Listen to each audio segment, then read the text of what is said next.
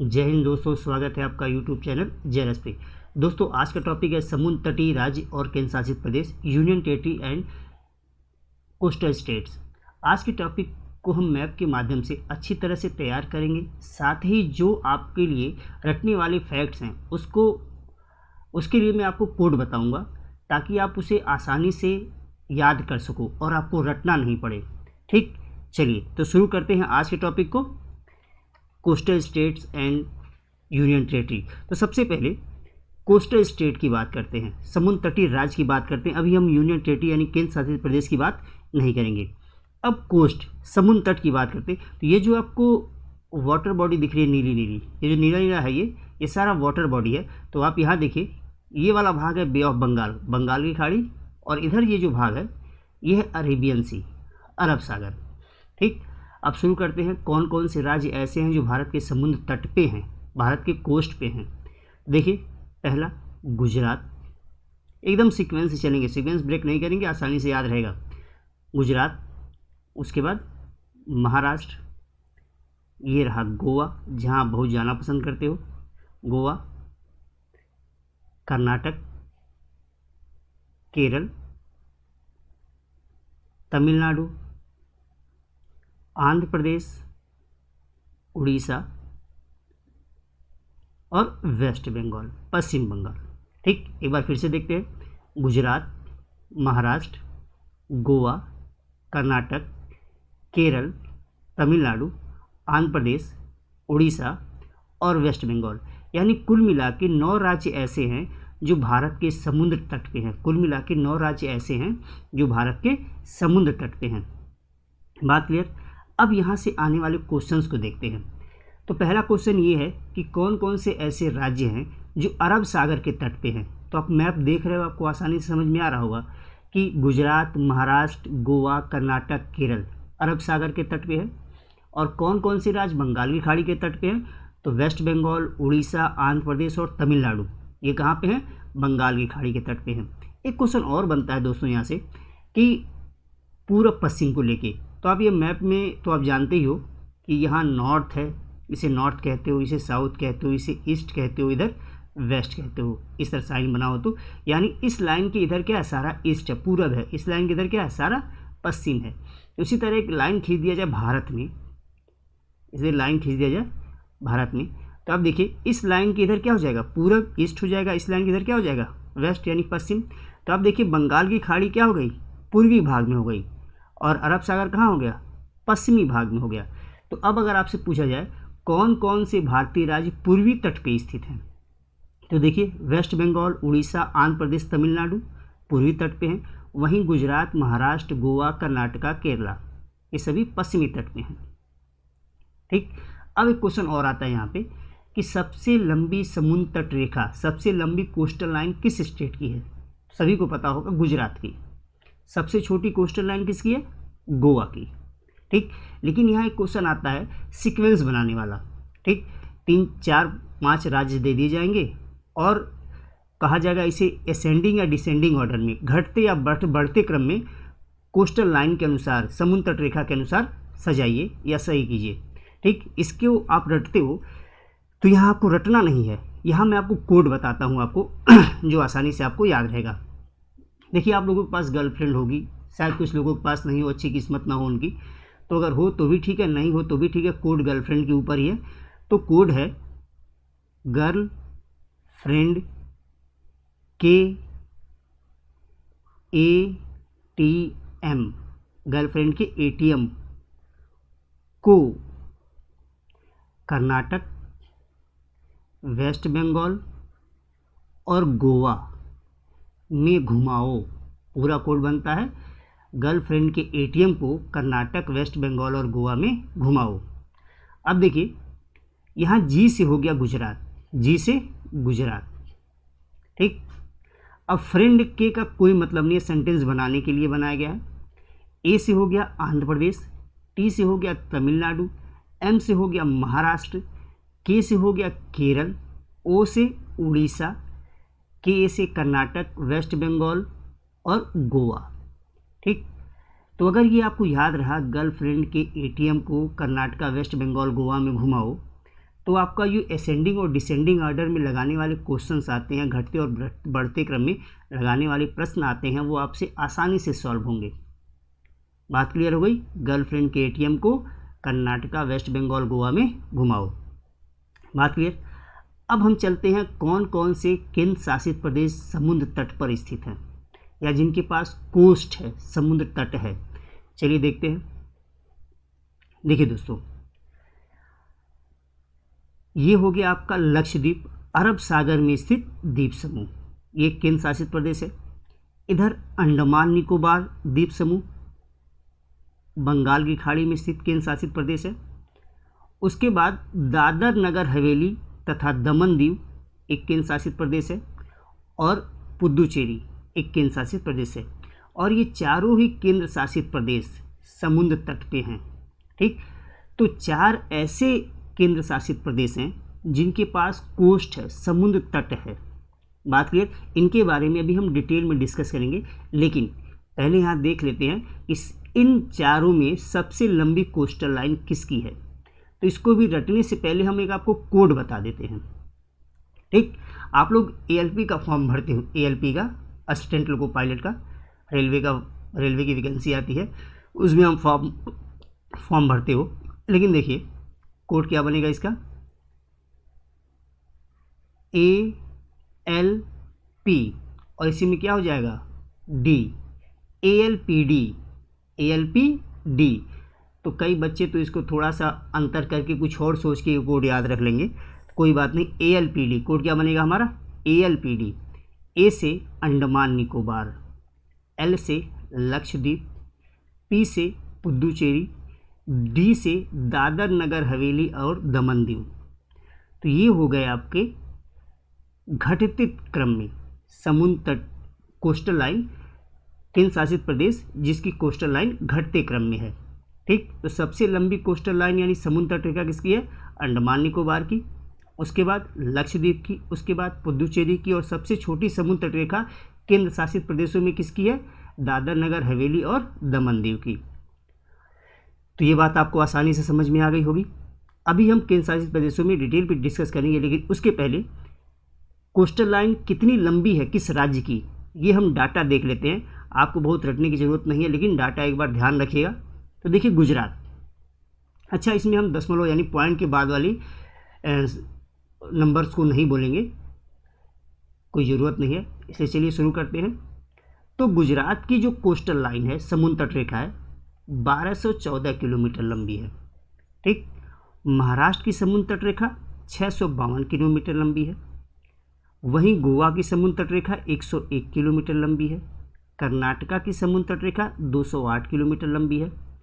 केरल की समुद्र तट रेखा 569 किलोमीटर लंबी है, 69 किलोमीटर लंबी है, 569।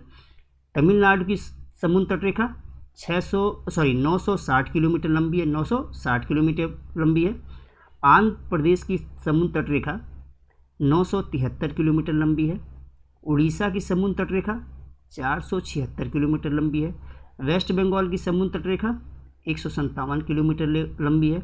अब केंद्र शासित प्रदेशों में आ जाते हैं। अंडमान निकोबार द्वीप समूह की समुद्र तट रेखा 1962 किलोमीटर लंबी है। तो सबसे लंबी समुद्र तट रेखा अगर पूछा जाए तो यही बन जाती है।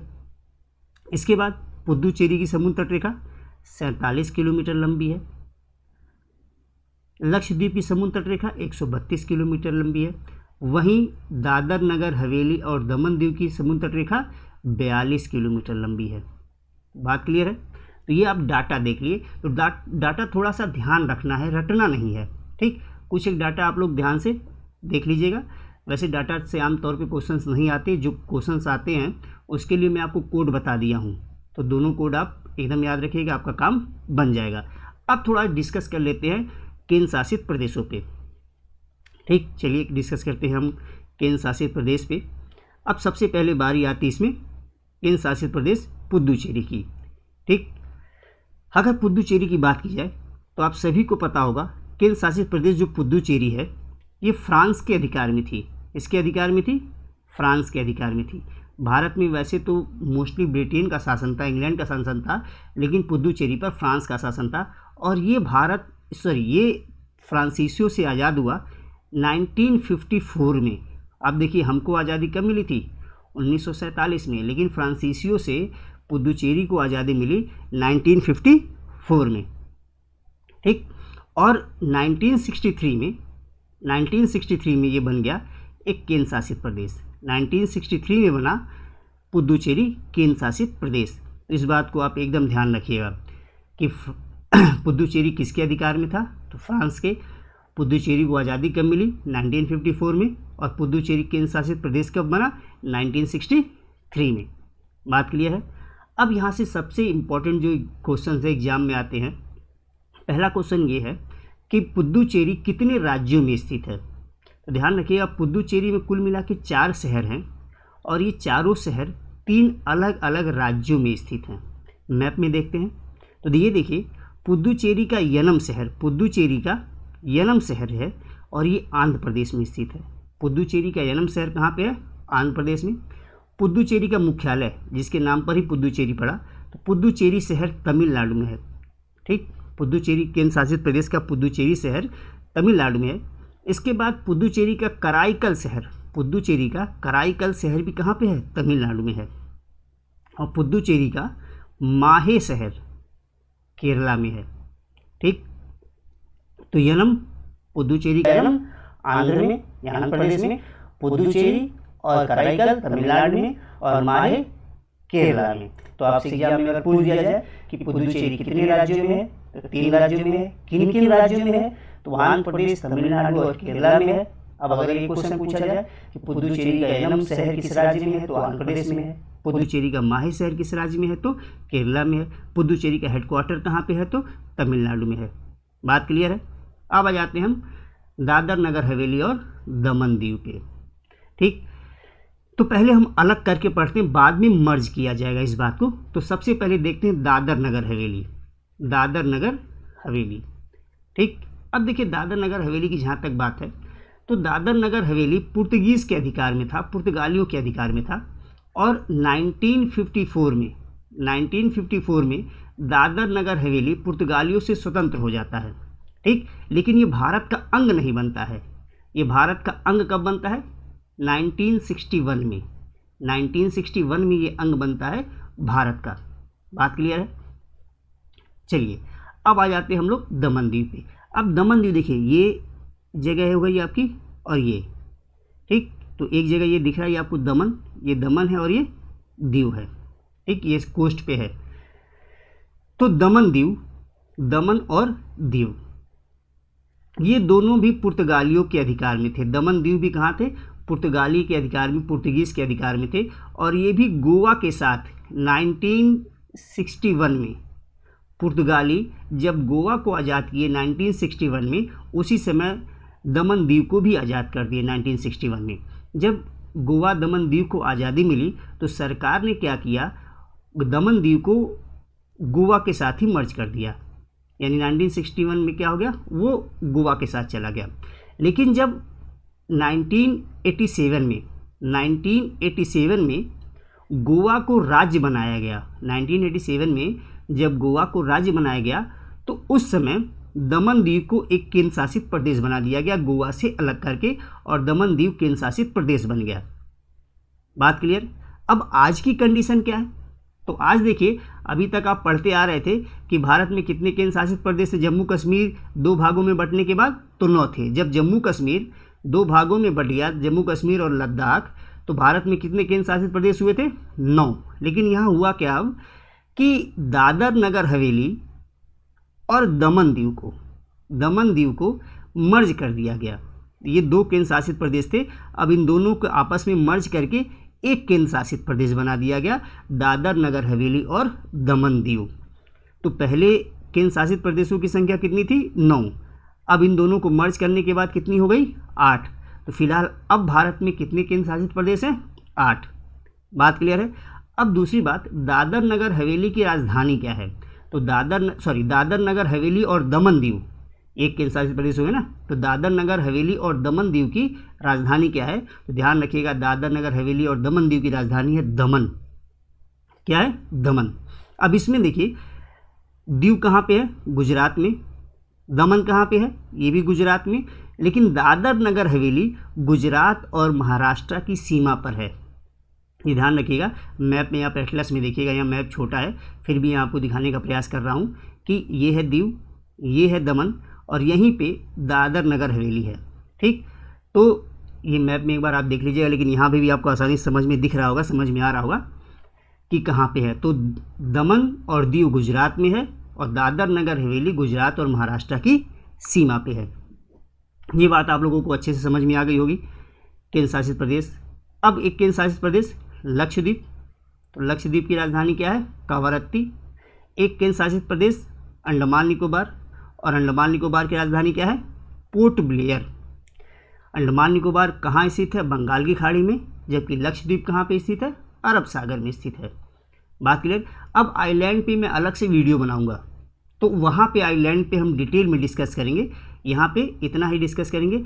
अब आगे बढ़ते हैं। अगर आपसे क्वेश्चन ये पूछा जाए कि भारत की समुद्र तट रेखा मुख्य भूमि की, यानी भारत के इंडिया के मेनलैंड की कोस्टल लाइन कितनी है, भारत के मुख्य भूमि की समुद्र तट रेखा कितनी है? इसका मतलब क्या हुआ, मैं किसकी बात कर रहा हूँ? मुख्य भूमि। ये क्या है हमारा? ये मुख्य भूमि की समुद्र तट रेखा, ये ठीक, ये मुख्य भूमि की समुद्र तट, जो हमारा ये कर्सर चला रहा हूँ, ये देखिए ये मुख्य भूमि है। ठीक, इसकी लंबाई कितनी है? तो मुख्य भूमि की समुद्र तट रेखा की लंबाई है 6100 किलोमीटर। कितनी है? 6100 किलोमीटर। मुख्य भूमि की समुद्र तट रेखा की लंबाई है 6100 किलोमीटर। लेकिन अगर हम लक्षद्वीप और अंडमान निकोबार द्वीप समूह को इसी में मर्ज कर लें, इसी में ऐड कर दिए, तो अंडमान निकोबार द्वीप समूह को मिलाकर पूरे भारत की समुद्र तट रेखा कितनी है? तो 7516.6 किलोमीटर, 7516.6 किलोमीटर है। तो भारत की मुख्य भूमि और द्वीप को मिला के समुद्र तट रेखा कितनी है? 7516.6 किलोमीटर। बात क्लियर हो गई। अब यहाँ से क्वेश्चन और बनता है कि भारत का सबसे निकट पड़ोसी देश कौन सा है? भारत का सबसे निकट पड़ोसी देश कौन सा है? तो कई लोगों के दिमाग में यहाँ पे आ रहा होगा पाकिस्तान है, किसी के दिमाग में आ रहा होगा अफगानिस्तान है, किसी के दिमाग में आ रहा होगा बांग्लादेश है, किसी के दिमाग में आ रहा होगा चीन है। लेकिन यहाँ पे आप क्वेश्चन को समझिए, क्या पूछा जा रहा है question? Nearest neighbour of India, Bharat का सबसे निकट पड़ोसी देश। क्या वर्ड यूज़ किया जा रहा है? नियरेस्ट। नियरेस्ट मतलब सबसे अधिक निकट, यानी सबसे अधिक निकट कहने का मतलब क्या हुआ? हमारे और आपके बीच में डिस्टेंस है, गैप है। अब पाकिस्तान, अफगानिस्तान, चीन, नेपाल, भूटान, ये सभी क्या है? भारत की सीमा पर स्थित है। इनकी और भारत की जो बाउंड्री लाइन है एक ही है। जबकि मैं क्वेश्चन क्या पूछ रहा हूँ? Nearest neighbour of India, Bharat का सबसे निकट पड़ोसी देश। ठीक, हमारे और आपके बीच में डिस्टेंस है। तो अब ये बात आपको समझ में आ गई होगी। अब मैप में देख के आपको समझ में आ रहा होगा कि भारत का सबसे निकट पड़ोसी देश कौन सा है? Sri Lanka. Nearest neighbour of India Sri Lanka. अब यहाँ देखिए मैप में ये जो जगह दिख रही है, ये है धनुषकोटी, धनुषकोटी पम्बनदीप पे, और ये है तलई मन्नार श्रीलंका का। तो धनुषकोट किसका है? भारत का। और यहाँ पे तलई मन्नार किसका है? श्रीलंका का। तो धनुषकोटी और तलई मन्नार के बीच, धनुषकोटी और तलई मन्नार के बीच केवल 18 kilometre, 18 nautical mile, 18 nautical mile, 18 समुद्री मील का अंतर है। नॉटिकल माइल क्या होता है? समुद्र में लंबाई में दूरी मापने के लिए जो मेजर पैमाना यूज़ किया जाता है, स्केल यूज़ किया जाता है, वो है नॉटिकल माइल। तो एक समुद्री मील बराबर होता है, एक नॉटिकल माइल बराबर होता है 1.85 किलोमीटर। और भारत के धनुषकोडी और श्रीलंका के तलई मन्नार के बीच केवल दूरी है 18 किलोमीटर। तो भारत का सबसे निकट पड़ोसी देश कौन सा हो गया? श्रीलंका। अब अगर पूछा जाए second nearest neighbour of India, Bharat का दूसरा सबसे निकट पड़ोसी देश, second nearest neighbour of India. अब मैप दिख रहा है आपको, और ये भी बता दिया हूँ कि नियरेस्ट वर्ड पूछा जा रहा है, इसका मतलब वो बाउंड्री पे नहीं है, हाँ उससे बीच में, हमारे बीच में गैप है। तो देखिए ये आपको दिख रहा है अंडमान निकोबार द्वीप समूह, ये क्या है? ये आपका अंडमान निकोबार द्वीप समूह। ठीक, और यहीं पे है इंडोनेशिया देश का एक द्वीप सुमात्रा। क्या नाम है? सुमात्रा।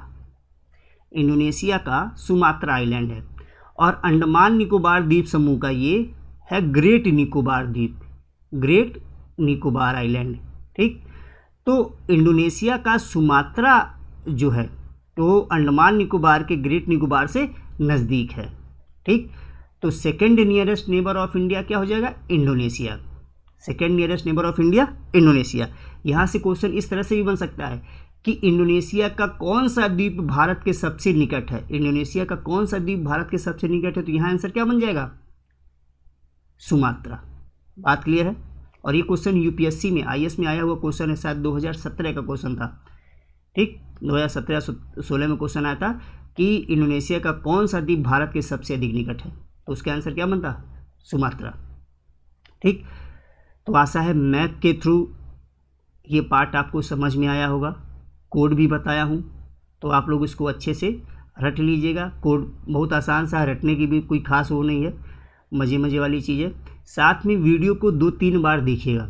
जब 2-3 बार देखोगे आप तो चीज़ें एकदम दिमाग में आपके बैठ जाएंगी। आप लोग क्या करते हो, एक बार वीडियो देखते हो लेट के और भूल जाते हो, तो वीडियो क्या कीजिएगा, 2-3 बार देखिएगा ध्यान से। ऐसा नहीं किनारे रख के सो जाइएगा, तो ध्यान से देखिएगा। तो अगर आपको वीडियो अच्छी लगी हो, पसंद आई हो, तो वीडियो को लाइक कर दीजिएगा, चैनल को सब्सक्राइब कर दीजिएगा।